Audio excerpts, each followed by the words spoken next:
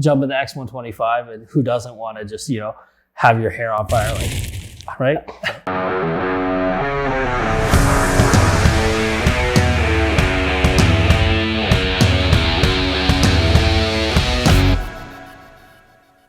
Welcome everybody to another episode of Go-Kart Academy, sponsored by 893 Motorsports. We wanted to give you guys an introduction video to go-karting, and make sure to check out gokart.academy for the full readme, and the links are going to be below. We wanted to give you guys an introduction to go-karting. It's a great family sport. There's so many opportunities to get into the game of motorsport, and frankly, go-karting is one of the best ways to do it. Speaking of which, all of the top NASCAR racers out there, most all of them started their careers in go-karting. Go-karting is the best place to start. You can start kids at 5 years old. So we wanted to give you guys some ideas as you guys get into the world of go-karting around what you need to know. So guys, with that, we're going to talk about, the fact that it's for everyone. My dad, my son, and myself, we all go karting. It's a great weekend family sport.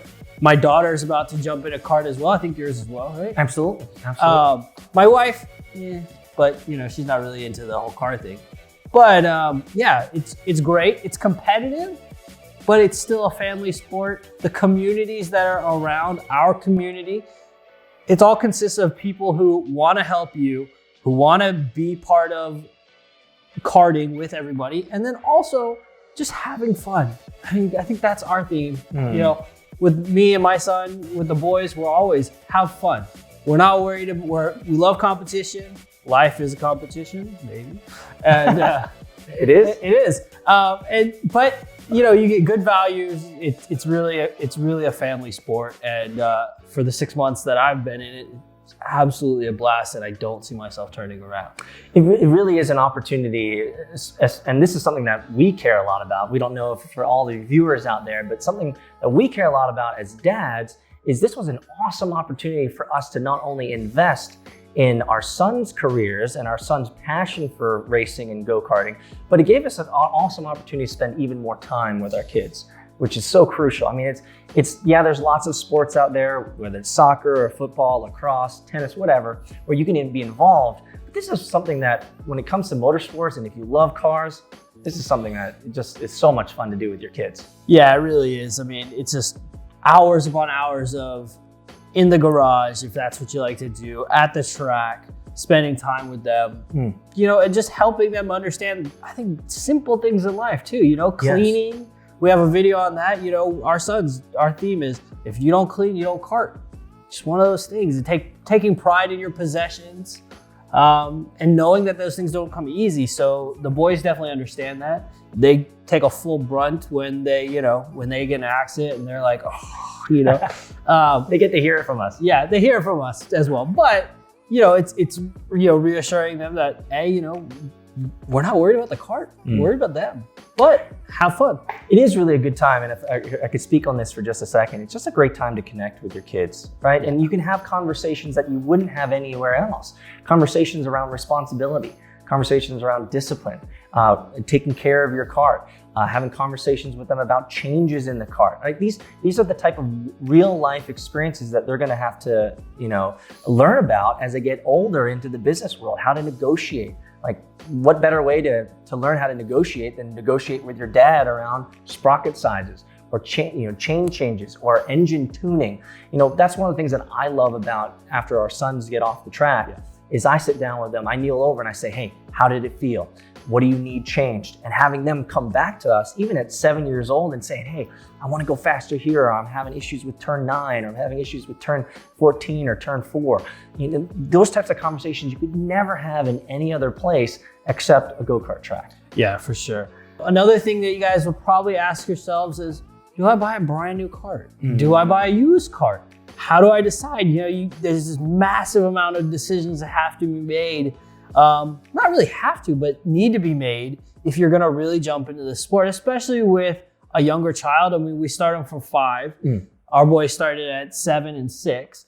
And just that part alone can be daunting as far as if you're going to buy a used kart or a new kart, who do you trust? Do you want to just get your pocket picked by somebody? I think I think there's, you know, in our vlogs, we've gone over how Peter went about it, how I went about it, and you know, how the financials kind of work and make sense for you. So I think that's something that we, you know, I definitely the product of buying something used and trying to fix it, but I also like to mechanic on stuff. Not that you don't, but you know, I think there was a bunch of different thought processes behind it, and we'll get into those with you guys when you need it. Absolutely. So you guys can always leave comments in the comments section below, or the better recommendation is join gokart.academy and leave us a comment on the forums on this video so we can give you guys even more tips. So just as Jonathan just said, one of the things that you're going to have to consider when you get into karting is whether you're going to go with a used chassis or a new chassis. Now there's pros and cons to both. Another big part of karting is the engine, whether you're going to be going with a used engine or a brand new engine. There's tons of different options out there, whether you're running an LO206, a Mini Swift, KA, an X125, right? So there's lots of different options out there. I would say that the easiest engine to start with would be an LO206. Would you agree? Yeah, the LO206 is a great platform. You can drive it from not only being in the junior series and go all the way up to being an adult.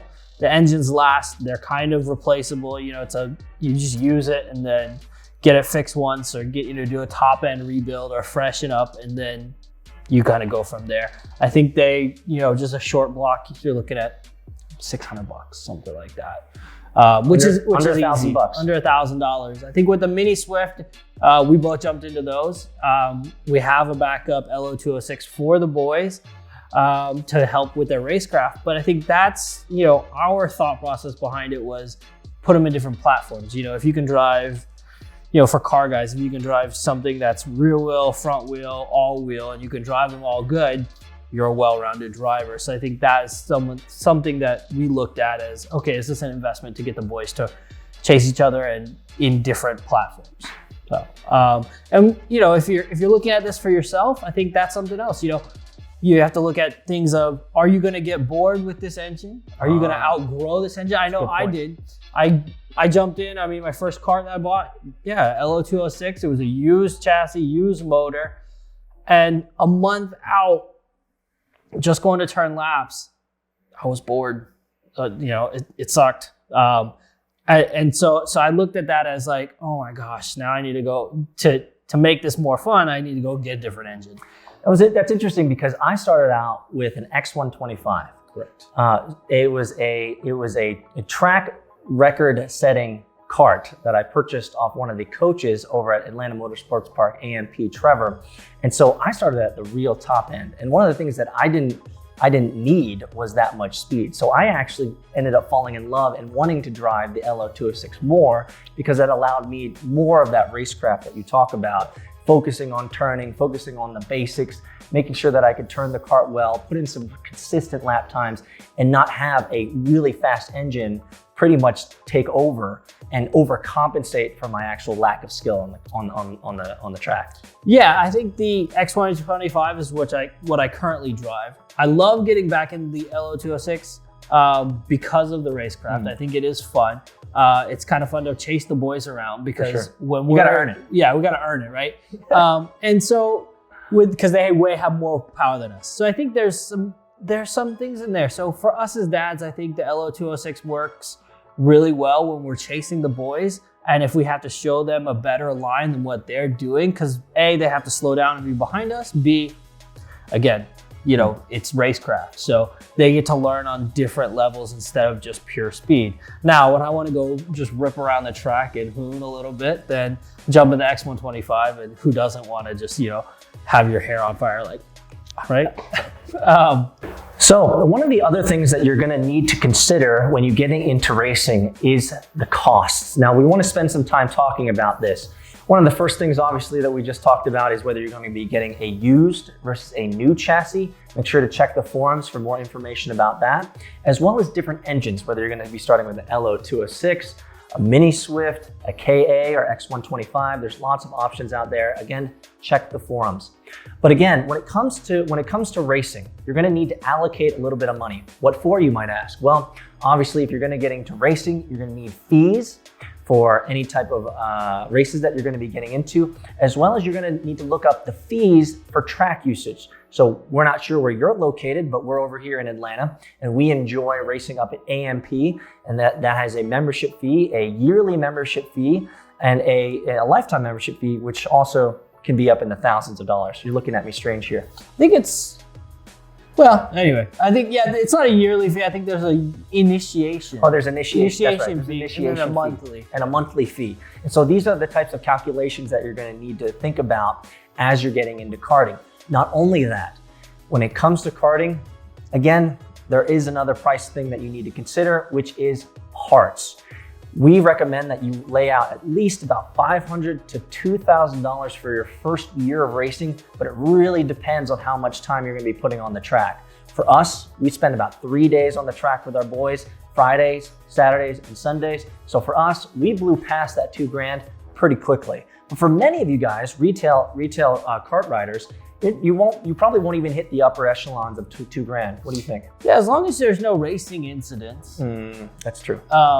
You should be fine. And, you know, again, in the LO206 platform, you know, you're going to look at, when it comes to spare parts, I wouldn't include oil in that. So every time you have a weekend at the track, you know, you're going to change the oil depending on how many sessions you go out, right? I think there's some maintenance fees in there that you have to look at. But as far as spare parts, clutches, tires, again, that can fall under gas. Yeah, you know, so that stuff, I think, I was reading and I looked at my spreadsheet for LO206, what I've spent in gas for 6 months. It was a total of like $50. So again, when it comes to the gas and the spare parts, there's some, you know, inherent costs of just running.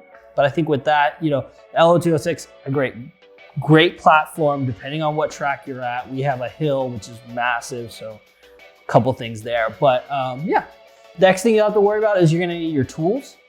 So, you know, a basic set of tools. I went out and bought a Craftsman set of mechanic tools. It had 245 pieces, whatever, for $200. Comes in a great little box. We'll shoot you guys, we'll drop a picture in here of that and a link if you guys need that. Basically, I met every need that I needed on the cart. You know, I had box end wrenches, ratchets, you know, Allen wrenches. I went to, you know, the T-handle Allen wrenches because it made it more user-friendly when adjusting things on the cart. There are a couple of knickknacks that you might want to use, you know, channel locks, things like that, but mostly basic hand tools. You can go with the power impact drill for taking tires on and off if you're changing tires that often. In the LO206 class, you don't have to. So that's true. So I think there is, you know, once you make your full decision on just your cart, that'll kind of dictate what parts and what tools you're gonna need going down the future. That's a really good point. One of the things that we wanted to start off on with this video is the chassis and the engine. And in many ways, that's gonna determine a lot of the other options, number one, but number two, the costs associated with. So we keep talking about the LO206 engine because it is basically the best entry engine to use and has the least amount of maintenance. Yeah, least amount of maintenance over time, I believe. I think, you know, with a two-stroke, you're not changing oil every race. That's true. But on the flip side, with a two-stroke, you got to tune it for every time the temperature changes outside. Or, you know, again, clock it a little bit here or there, lean it out, richen it up, right?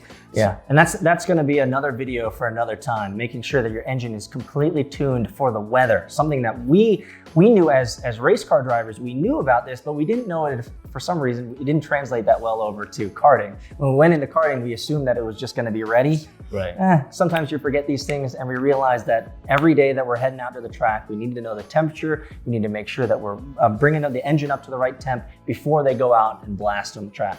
Yeah, I mean, everything, you know, down to brake pads and things like that. Again, once you decide on a chassis, that will kind of start your jumping point of what tools you got to buy, how much you're going to spend in a year, and that's going to, you know, take into effect how many races you're running, how many practice weekends you're putting in.